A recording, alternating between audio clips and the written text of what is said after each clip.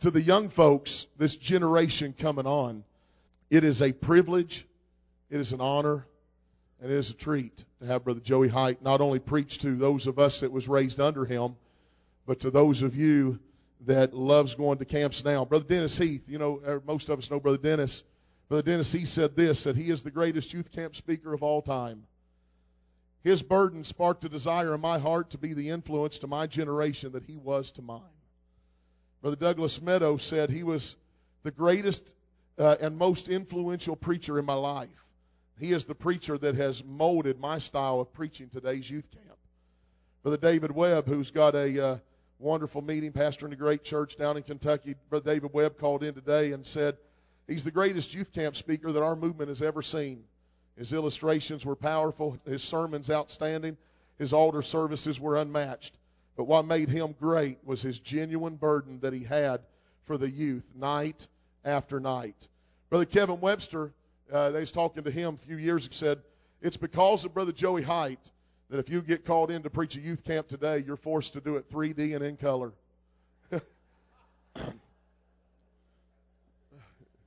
Brother Jerry Pascarella said this about Brother Height. He said, when you went to hear Brother Height at youth camp when I was growing up, you knew that there was two things was going to happen. There was going to be an illustration of a sermon and a demonstration of the Spirit. Brother Tim Brim said he has a style that no one can imitate, but he has the type of services that we all would like to duplicate. Amen. Brother Lloyd Shoecraft, we know Brother Shoecraft, he got saved, and I remember going to youth camp at Granite City getting saved under Brother Height. Brother Lloyd Shoecraft was talking to us today. He said, I got saved in 1982. Brother Dennis Heath wanted me to let you know. He was 4 years old then. But I don't know why he wanted me to let you know that, but hallelujah. But in 1982, Brother Shoecraft said, I would have told you I was saved. So I heard Brother Height preach on hell, and I realized I wasn't, and I got saved. He said this about Brother Height. He said he was one of the men that brought youth camps into the spiritual fervency that they have today. Instead of just being a place of fun atmosphere, it became a spiritual setting. And he has had the greatest impact on an entire generation of young people that have become today's leaders. Amen.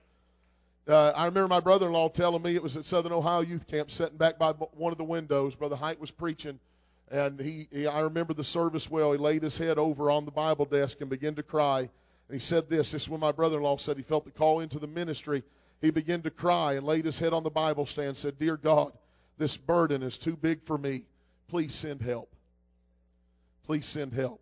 But I talked to one of his greatest friends today on the phone, preached several meetings with him, Brother Mike Blue.